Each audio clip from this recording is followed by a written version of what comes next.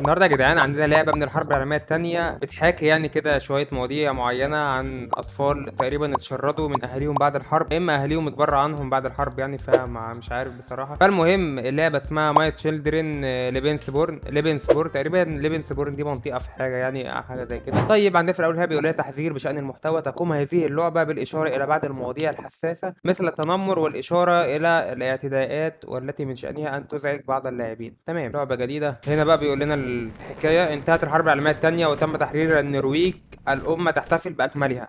تمام، بعد 5 سنوات من الاحتلال اصبح من الممكن ازاله علامات الاحتلال النازي. انا ماليش في السياسه يا جدعان عموما، فاللعبه دي يا رب ما تكون سياسيه يعني، عشان خاطر نبعد عن اي مشاكل. في 1948 بعد مرور 3 سنوات قمت برعاية طفل. هو ده الطفل يا جدعان، عندنا كلاوس.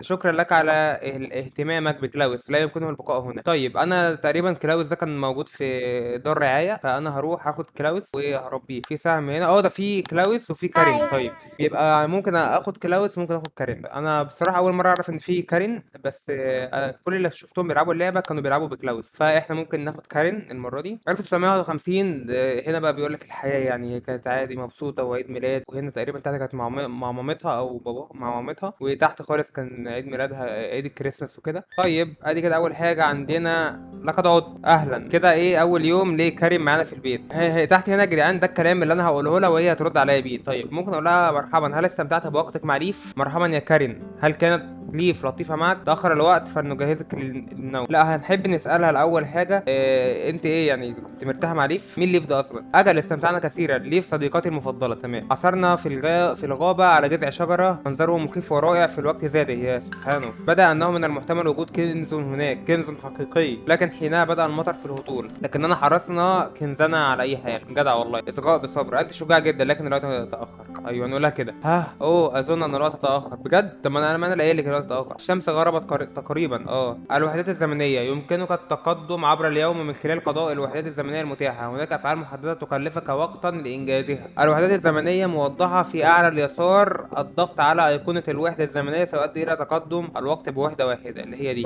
هو أنا مش فاهم بصراحة يعني إيه، بس قشطة. لكن عليك رؤية هذا. ليف منحتني هدية لعيد ميلادي. اديتها هدية. هل يمكنني فتحها الآن؟ سأفعل هذا سريعا. ماذا لا عليك الانصراف حتى عيد ميلادك؟ أظن أن ليف كانت ستفضل أن تنتظري. لما لا، بالطبع يمكن. لا، هنختار تاني واحدة. أظن أنك على حق. أيوة طبعا، أنا هقول لك حاجة تضرك يعني، أنت زي بنت يعني. ترى ماذا تكون كتبت إرسال من البريد، تلقيت رسالة عليك النقر على المظروف. المظروف الظرف لفتحه، هذا لا يكلفك أي وقت. طيب هو ده الظرف. مجلس الحي: لاحظنا وجود قطة تقوم بأكل الزهور من الأحواض، لذلك نطالب أصحاب القطة بإبقائها داخل المنزل من الآن صاعدا. اعتقدش ان انا عندي قطه يعني. ما هذا؟ امور البالغين لا يهم. ايوه هي دي يا جدعان، دي العيال اللي بتفهم بقى كده، اللي ما بتحبش تحرج اهليها. ليس لديك رغبه في هذا، في الذهاب الى المكتب، اليس كذلك؟ الوضع ممل للغايه في غيابك، وقد وعدت بتحميمي. يعني انا وعدتها ان هي تستحمى، ان انا هحميها يعني. الاستحمام: حاضر الاستحمام في الحمام، سينظف كارين وملابسها، لكنه سيكلفك وحده زمنيه. مش مهم تستحمى يعني مش مهم. استحميتي امبارح صح تقريبا يا جدعان، لازم احميها. طب ايه ده؟ طب يا ريتني اخترت يا جدعان اسمه ايه، كلاوس احسن والله، يا ريتني اخترت كلاوس.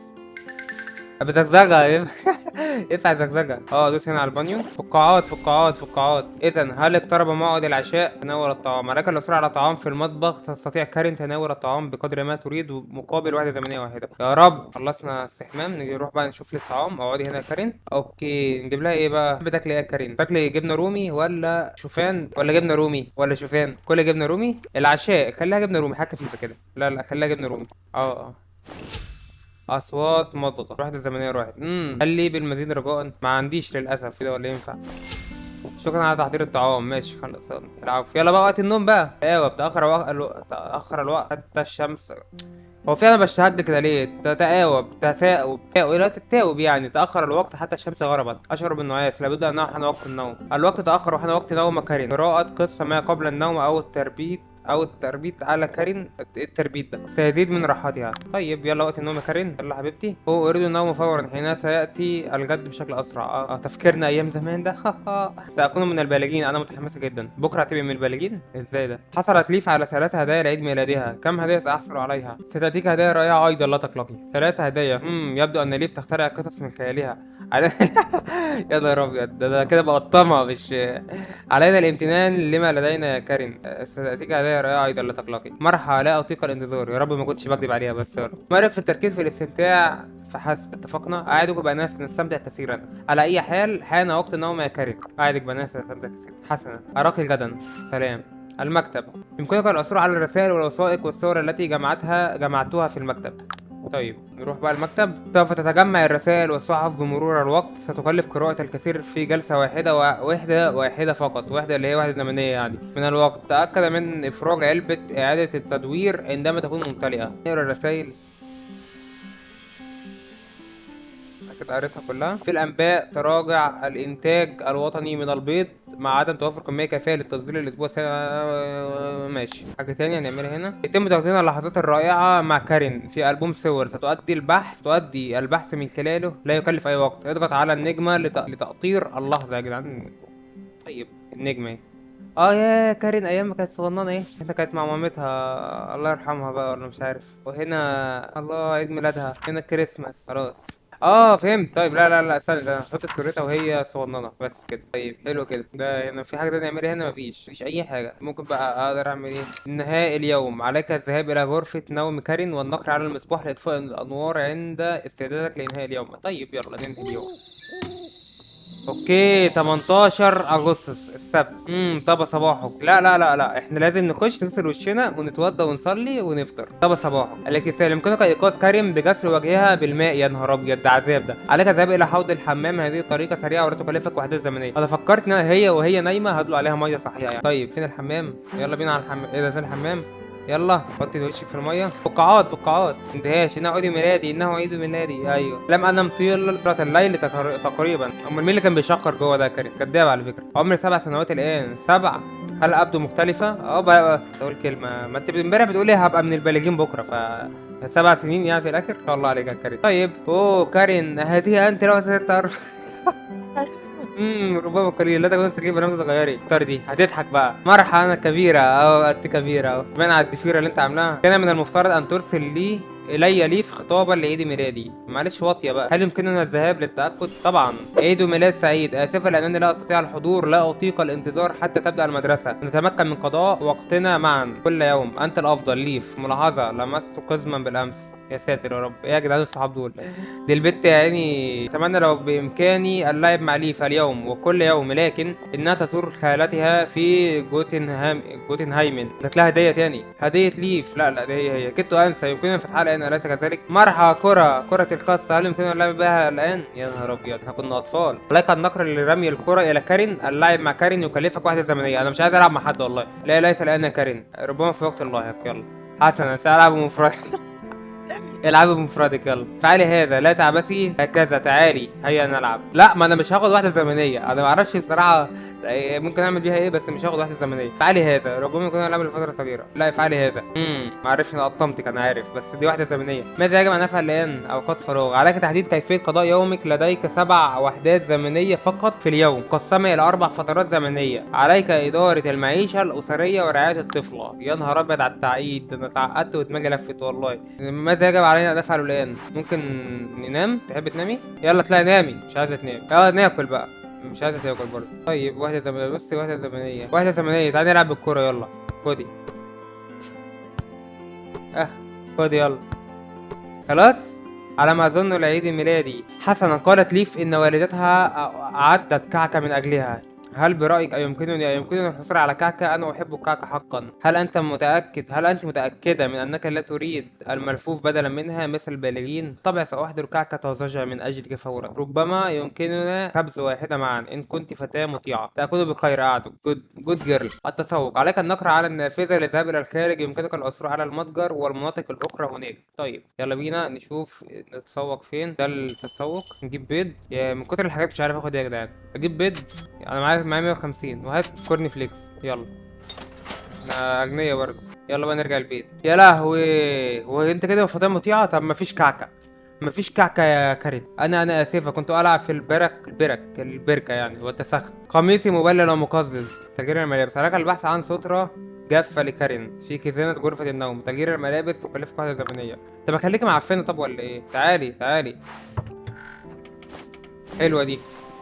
هذا افضل بكثير. احترسي المره المقبله، لا داعي للقلق، الملابس تتسخ احيانا لا باس. احترسي المره القادمه، ساكون اكثر حذرا. تمام. اذا هل حان الوقت لخبز الكعكه؟ انت مش مطيعه. المقادير، عليك الذهاب الى منضدة المطبخ او الطاوله يعني، لاعداد الطعام من اجل كريم. اشعر بحماسه شديده، لم اساعد في خبز كعكه من قبل. طيب. الطبخ امر سهل، عليك النقر على المقادير فحسب. طبخ عنصر يكلفك وحده زمنيه. يلا. ايه السرعه دي؟ ايه السرعة دي؟ كان هذا ممتعا. اي خدمة. مرحبا، حان وقت حفل عيد ميلادي. يلا نروح فين بقى؟ تقعدي هنا. أم اصوات مضغ. طيب. مفيش يعني، خلصت. كعكتك هي افضل كعكة تناولتها، شو والله ربنا يخليكي.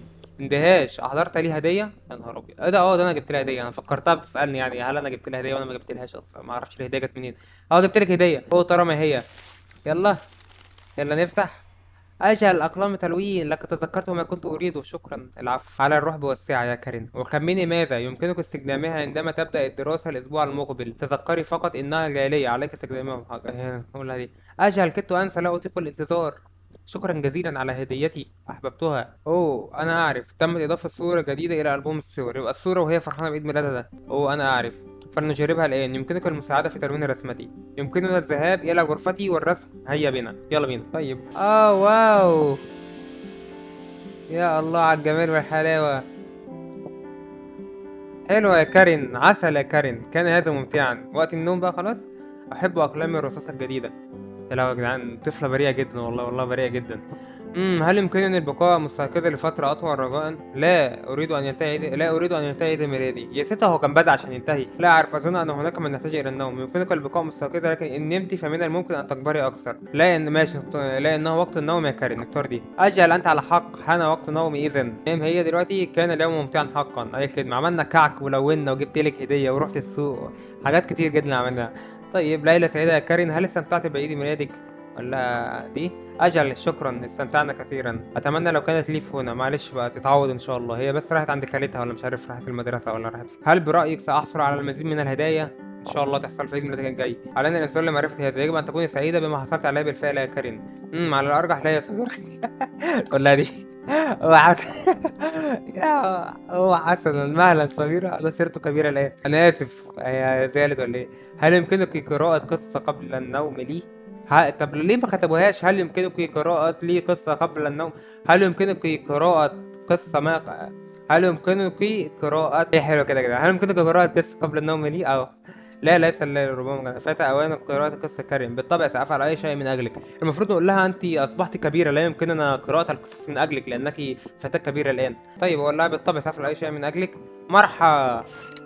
وقت قراءة القصة. وحدة زمنية صح؟ والله عارف، مش مشكلة، أي حاجة تهون عشان كارين. لقراءة قصة يمكنك النقر على الكتاب حتى تستغرق كارين في النوم. القراءة تكلفك وحدة زمنية واحدة. يلا. فداكي. ايه رأيك؟ بس كده قرأنا لها القصة. ونامت كارين. بتبت ونبتني في الله النور. ويوم 18 جلس يوم 19 أغسطس. طيب احنا كده ممكن نلعب اليوم ده كمان. اندهاس، ستبدأ المدرسة يوم الثلاثاء. طيب بالتأكيد. هل أنت متحمسة؟ هذا صحيح. هل أنت مستعدة؟ هل أنت مستعدة؟ ده أنا هقول لها. أنا بقيت أقرأ وخلاص يعني. بالتأكيد. هل أنت متحمسة ولا هذا صحيح؟ هل أنت مستعدة ولا صحيح؟ ستقومين بعمل رائع. هقول لها دي. آمل ذلك. أهم حاجة العمل الرائع، مش مهم الحماس ولا الكلام ده كله. يلا. يا نهار ابيض، محتاجه اكل وتقريبا ما عندناش فلوس نجيب لها حاجه تدفعها. ايه تاكل؟ لا، عندنا كورن فليكس. يا جمل. اصوات مضغ. كمان معلقه. يلا هبا هبا هبا. هل يمكننا نتناول نوع مختلف من الطعام قريبا؟ آمل ذلك. نحن نتناول هذا كثيرا. افتقد وجبات العشاء الدافئه. ما تقطعش قلب يا بنت انت، كل وانت ساكته. وأنا كذلك سأحصل على وظيفة قريبا، وحينها قد تحصلين على طعام أفضل. سأحتاج إلى وظيفة لشراء طعام أفضل. أنا أحاول العثور على واحدة.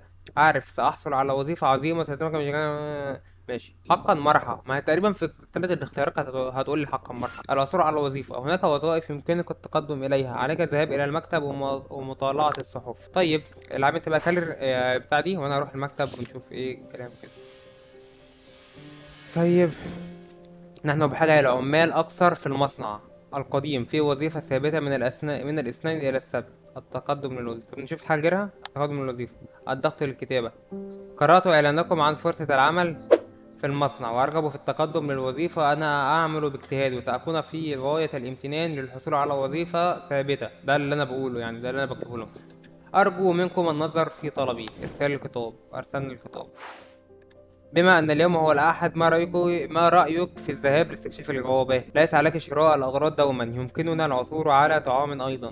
طيب وهذا جيد لأن المتجر دائما ما يكون مغلقا في أيام الأحد. المساحات الخارجية. تم فتح منطقة جديدة في الخارج، الغابة والبحيرة. نطلع نلعب بره ولا إيه؟ المنطقة الجديدة دي تعال نروح نلعب بيها بالكرة بتاعتك طيب ولا إيه؟ الغابة. علف الطعام. احنا كده هنلم أكل عشان احنا فقراء ومعناش فلوس نجيب أكل، فهنلم أكل. علف الطعام. قطف الزهور واكواز الصنوبر. كنت بقول اكواز الصنبور هتبقى حلوه القافيه يعني. وقم ببناء رجل ثلج لوحده زمنيه. وقم ببناء رجل ثلج لوحده زمنيه واحده لكل منهما. نادرا ما تظهر الحيوانات البريه، لا يكلف النقر لإطعامهم أي وحدات زمنية. أرأيت هناك الكثير من الأغراض يمكننا جمعها. يلا بينا. ممكن ناخد ده وممكن ناخد ده وممكن ناخد. انا احب الفطر وانا كمان والله. ممكن ناخد ده. وفي هنا صنوبر. يوجد الفطر. وفي هنا صنوبر عندنا.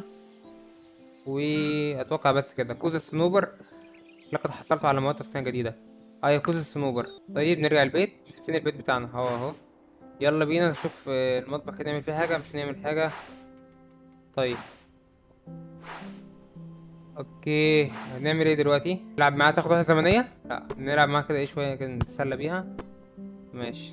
يخرب بيت ودنك يا كارين. يا نهار ابيض الوحدة الزمنية لقد تأخر الوقت. طب مصلحة والله عشان ننهي اليوم الجامد ده. يلا ننام على السرير.